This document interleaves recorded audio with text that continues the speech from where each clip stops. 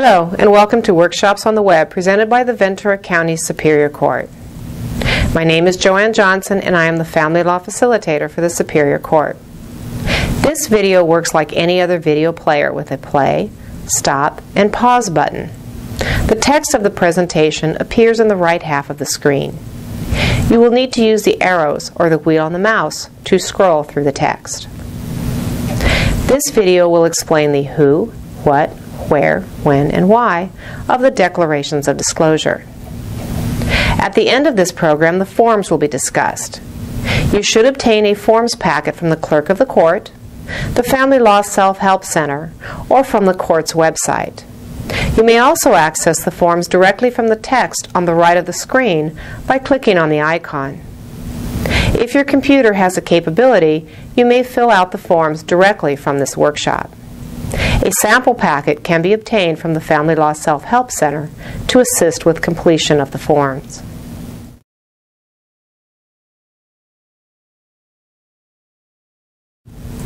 Family Code Section 2103 requires each party to a divorce or legal separation to serve on the other party a preliminary declaration of disclosure, or PDD, and a final declaration of disclosure, or FDD, unless the FDD is waived by the parties.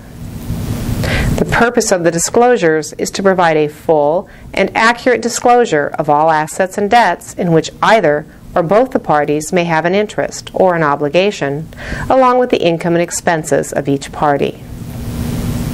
The disclosures consist of a cover page, Form FL 140, the Schedule of Assets and Debts, FL 142, the Income and Expense Declaration, FL 150, and the Declaration Re Service of Declaration of Disclosure, FL 141. The Schedule of Assets and Debts must identify all assets in which the parties have an interest, and all debts for which the parties may be liable. The assets and debts must be described so that a reasonable person can understand what the items are. The income and expense must be fully completed and provide current information on a party's income. The disclosures may and should be updated at any time while the case is pending, if the information contained in the disclosures changes significantly. If the disclosures are not prepared and served on the other party, or if the information contained in the disclosures is deliberately inaccurate, any judgment or agreement entered into in reliance on the disclosures may be set aside. The filing clerk will not accept a judgment for filing if the required disclosures have not been served. In the event one party does not comply with this requirement for exchange of disclosures, the other party can file a motion to compel the other party to prepare and serve the disclosures. In addition, the court can impose sanctions or a fine on a party who refuses to comply with this requirement. The best course of action is to fully complete the disclosures, give a copy to the other party, and file the paper which states that the disclosures were served.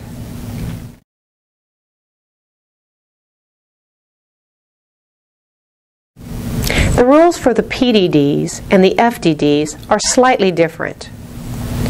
Every petitioner in every case must complete the preliminary declaration of disclosure without exception, even if there is no property or assets to divide and there is no issue of support.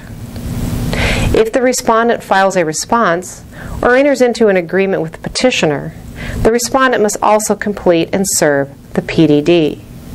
If the respondent does not participate at all, the petitioner may proceed by default, and the respondent does not have to complete the disclosures. The final disclosures are usually waived unless the parties are going to trial to resolve all the issues in their case. The documents are not filed with the court, only served or exchanged, with the Declaration Re Service of Declaration of Disclosure being the only document filed with the court.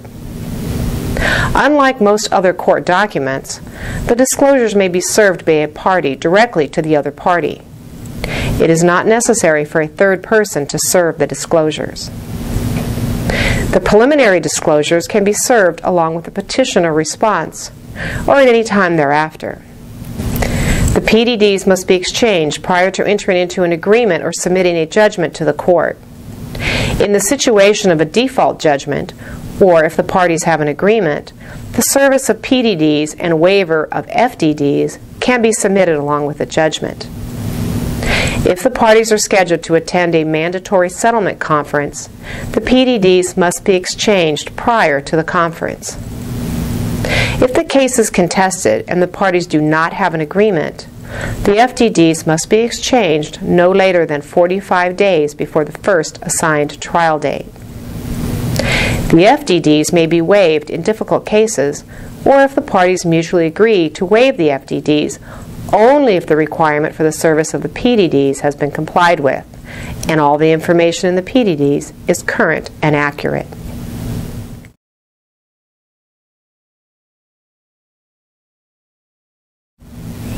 The disclosures contain information regarding the parties' assets and debts, and it may include information which should not be made public.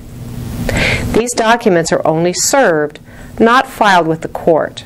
Nevertheless, the parties should be careful on the information contained in these documents. Once the document is given to the other party, it may be made available to other persons or left in a public place. Your Social Security number should not appear in any of the documents or attachments. Proof of income, such as a paycheck stub, should be attached to the income and expense declaration. You may redact, black out, your Social Security number if it appears on your paycheck stub. Full account numbers for any financial account should not appear on any of the documents. The schedule of assets and debts asks that statements be attached. However, this is not mandatory for the preliminary disclosures. If the parties are going to trial, this account statement should be made available to the other party. You should list the name of the financial institution. Do not include the full account number on the preliminary disclosure. Full account numbers for any credit card accounts or other debts should not be included on the document. Again, for the preliminary disclosure, it is not necessary to attach the statements. However, the statements should be made available if needed to resolve the case. The disclosures require a party to provide the value of each asset and amount of each debt. For the preliminary disclosures, the exact value of an asset or debt may not be known. Both parties have a duty to provide the value of each asset and debt based on the information available to them. It is not acceptable to just state unknown if the information is readily available. In the situation where the value may not be known, such as in some pensions or retirements, the value may be stated as unknown. However, this should only be done if the value cannot be easily determined. For the final disclosures, if the value is in dispute, the parties will probably have to pay for an expert to appraise the asset prior to division of the property. The final disclosure should contain a complete description, characterization, and valuation of all the assets and debts. The FDDs are usually exchanged because the parties do not have an agreement and will be going to trial. This information will be needed for the court to accurately divide the assets and debts of the parties.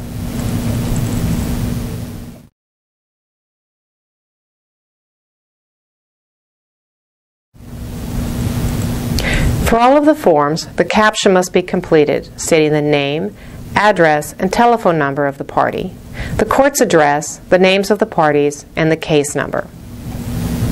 The FL 140. This is basically a cover sheet.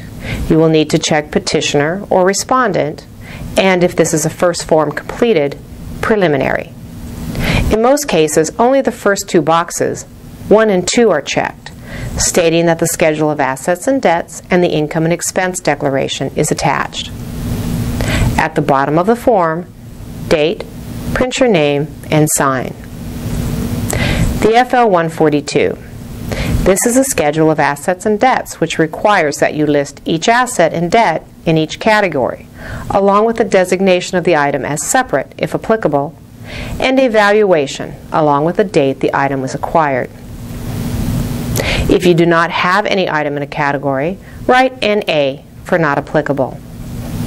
Example, the parties own a home. At number 1, the address of the home will be stated along with the date it was purchased. The fair market value will be listed along with the amount of any debt. If the property was the separate property in part or all of one party, the thin column will have a P for petitioner or R for respondent to show that this asset is not solely community. For an explanation of community and separate property, see the workshop on divisions of assets and debts. If the parties do not own real property, NA should be written in this section. You will go through the form item by item and provide the information for each asset or debt that is owned or owed by the parties, either together or separately. Certain items can be difficult to characterize or value. For example, financial accounts are often opened during the marriage. However, the source of funds, either during marriage or after separation, determine if the account is community or separate, not the date the account was opened. Some items are acquired over time, such as furniture or credit card debt. It is acceptable to state that an item was acquired during marriage rather than a specific date. The income and expense, FL 150, is widely used and is the exception to the rule that these documents are not filed if support is at issue. If you are requesting child or spousal support and have not yet filed the FL 150 with the court, you should make an extra copy to file. The FL 150 is fairly self-explanatory. You just need to work through each section. Be sure to attach verification of income to the document. The FL 141 is the only document required to be filed with the court. Once you have given the other party a copy of your preliminary disclosure or your final disclosure, you must file this FL 141 stating how and when the documents were given to the other party. It is not necessary to have a third person serve these disclosures. You may give or mail the documents to the other party yourself and then file the FL 141.